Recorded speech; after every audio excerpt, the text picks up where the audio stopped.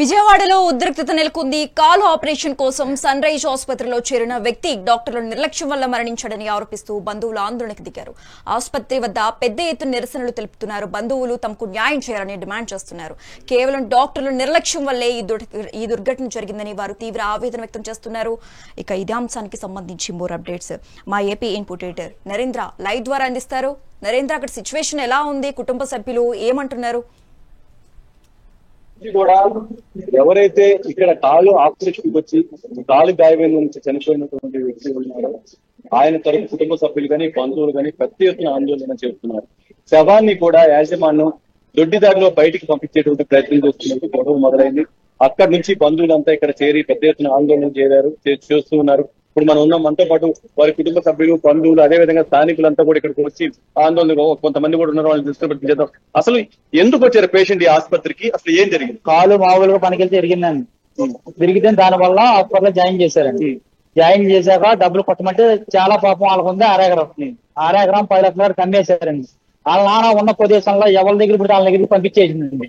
పంపించేశాక కూడా వాళ్ళు డాక్టర్లు వైద్యులు నడుపుతున్నాం అంటున్నారు, కానీ కాలు విరిగింది చెట్టు అని చెప్తున్నారు, కానీ మనకి ఏమంటే క్లారిటీ మనకి ఇవ్వలేదండి. ఏంటంటే వైద్యులు నడుపుతున్నారు కానీ మందుల వల్ల మనకి ఎంత డబ్బుకి వచ్చినా తీసుకుంటాం. చేయటం వల్ల ఏంటంటే ఎక్కడైతే నేను చెబుతాయా అంటున్నారు. ఉన్న 10 లక్షల రూపాయలు తీసుకొని కాలు తీసేసేయాలని చెప్పేశారండి.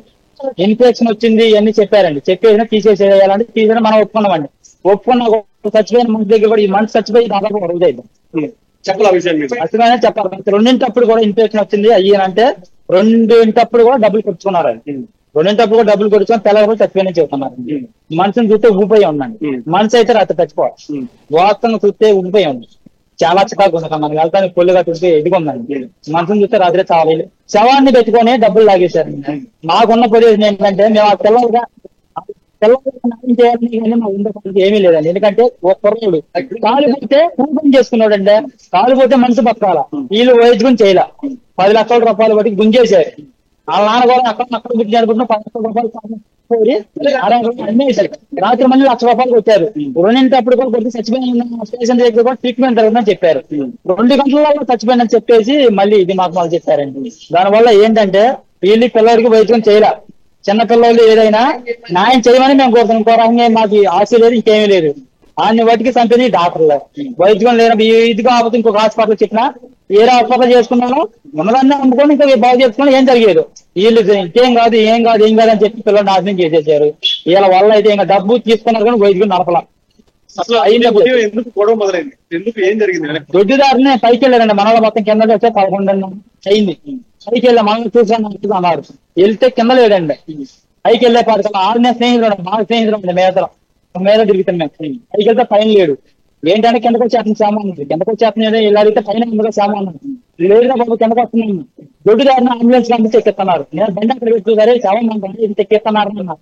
మనకు మొత్తం చుట్టుముట్టి అలా దొంగదారిని పెట్టండి. నేను దారిని పంపించాలా, లేకపోతే వాళ్ళ అన్నయ్య వాళ్ళ నాన్న సంతకం పెట్టుకోవాలి, భార్య సంతకం పెట్టుకోవాలి. ఎవరి చేత సంతకం పెట్టుకోకుండా రాంగ్ స్టెప్ వేశారు. దొంగదారిని అంబులెన్స్ గవర్నమెంట్ హాస్పిటల్ పంపిద్దామని పంపించారండి. అంటే నేను అందరూ వెళ్ళిపోయి మన మొత్తం తిరగండి ఆయన కుర్చీలు తిరగకుండా చాలా తప్పుంది. దొంగదారిని అంబులెన్స్ పంపించి గవర్నమెంట్ హాస్పిటల్ తీసుకెళ్ళిపోవాలని ప్లాన్ వేశారు. ప్లాన్ వేసి చాలా చేస్తే మనలో మొత్తం మొత్తం పైన మీ శామం అన్నారు. అయ్యారంటే పైన చూస్తే పైన చేసాము కింద చంద్రబాబు లో మాత్రం చాలా మోసం చేశారండి. దీని వాటికి డబ్బులు తీసుకుంటారని ట్రీట్మెంట్ జరపలా. వాళ్ళు ఉన్న ఆరోగ్యం తల్లిదండ్రి బోర్ని ఎడుతున్నారు. ఆ అమ్మాయి కూడా చిన్నపిల్ల భార్య, చిన్నపిల్ల వాళ్ళు జరగాలండి. ఎందుకంటే మనసు పోయిందని మనం చేసేది ఏమి, మనసు చచ్చిపోయిన మనసు రాలేడు. ఇంతకుముందు ఆరోగ్య సమస్యలు ఉన్నాయి. నెంబర్ 1 మనిషి అండి ఆయన. అప్పుడు మన ఊరు మొత్తమే అంటే నెంబర్ 1 మనిషి. నానే మంచోడు. ఎందుకంటే నేను ఎంతో చెప్తా పొరవ మంచోడు. కాకపోతే వీళ్ళు చేతిలో వీళ్ళే చంపేశారు. వైద్యం చేయరా, డబ్బులు కొట్టించుకున్నారు. వైద్యం నడపలా. డబ్బులు 1 లక్ష 2 లక్షలు 2 లక్షలు నాన్న రోడ్డు మీద పడి లేనో పుట్టించి కట్టించాను. వారం బట్టి కథం పడిపోతుందండి. అలానే నాయకురావు అన్నాయన అయినా కథం పడిపోతుంది. నాయకుడు నీకు ఇబ్బంది ఏమీ లేదని మేము ఊళ్ళో ఉండి పుట్టిన పుట్టుబడి కొట్టేసింది. అసలు ఎంత డబ్బు కట్టిన డబ్బు కొట్టిందండి. ఆ కుర్రోడు కూడా ఉంటే నీకు ఇబ్బంది ఏమీ లేదు కొట్టింది. కాకపోతే ఆ కుర్రోడు ఏం చేస్తారంటే మా తమ్ముడు తెచ్చుకొని ఏడుస్తుంది. నీకు ఏం కావాలన్నా దొంగదారిని నడిపారండి. పైన ఉన్న శవాన్ని కింద తిప్పారు. మళ్ళీ రాంగ్ సప్లై చేశారు. చాలా చక్కగా చేశారండి. దూరంగా మేము సంతేసి హాస్పిటల్లో లేనండి 2 కిలోలు మా వల్ల కాదని 4 లక్షలు 5 లక్షలు తీసుకున్నాం. మేము బాధపడుతున్నాం. వేరే హాస్పిటల్ తీసుకెళ్ళి తీసుకున్నాం. వీళ్ళ వల్ల కాదని అంటే వేరే హాస్పిటల్ తీసుకెళ్ళాలని మేము బతికించుకున్నామండి. అరగంట ఎక్కువ ఏంటండి ఉన్నదే పోయేది. పిల్లలు కళ్ళమంగళం లేకుండా వైద్యుకున్నారు. 7 దగ్గర డబ్బులు తీసుకున్నారు. 7 దగ్గర కూడా డబ్బులు తీసుకున్నారు. ఈ హాస్పిటల్ 7 దగ్గర కూడా డబ్బులు తీసుకున్నారు. ఎందుకంటారు మీరు అంటారా? ఫ్యాక్టరీ నేను చెప్తా, మనిషి చచ్చిపోయి పళ్ళు కూడా ఉబ్బిపోయింది. అసలు మీకు తెలియని ఫ్యాక్టరీ ఏంటంటే చచ్చిపోయి కూడా ఒక రోజు తెలిసి దాని 7 దగ్గర కూడా డబ్బులు లాగేశారు. జరిగిన సిచ్యువేషన్ అది. కుర్రోడు అయితే ఉబ్బిపోయింది మనిషి. క్రిటికల్ పొజిషన్ తెలిసి ఏంటంటే మేము చెబుతాం అంటున్నారు కానీ మోసం చేసి డబ్బులు గురించి రాత్రి 1 లక్ష రూపాయలు లాగారండి. మనోళ్ళు ఫోన్ నుంచి వెళ్ళిన రికార్డు మొన్న ఫోన్ పే 2 గంటల 30 నిమిషాలు కూడా డబ్బులు కొట్టారు. వైద్యం జరుగుతున్నాయి. చాలా మోసం చేశారు. కానీ అది చాలా తప్పు అండి.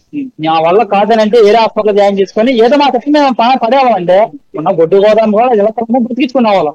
నిలువురు ప్రాణం తీసేశారు. వాళ్ళు నిలువురు ప్రాణం తీసేశారు. వాస్తవం డబ్బులు వేయడానికి మాకు బాధ లేదు. ఆ మనసు లేదనే బాధ మాకు ఒకటి ఉందా. ఇంకొకటి చిన్నపిల్లలు అడగాల. నేను ఏమన్నా అనుకోండి మీరు ఆవిడ నేను క్యాన్సర్ అవుతున్నాం అండి. ఒక అన్నదమ్ములు సేమ్ ఒకే వయసు. ఒక అన్నదమ్ములు ఆయన దారుణంగా డబ్బులు లాగి చాలా చక్కగా చేసేసారు. ఆ కుటుంబం ఆ రోడ్డును బట్టి చాలా మంది దగ్గర డబ్బులు అడిగి కొట్టించామండి. వాస్తవంగా ఈ హాస్పిటల్ అనేది దారుణంగా చంపేశారు. అంతే వైద్యులు నడపల.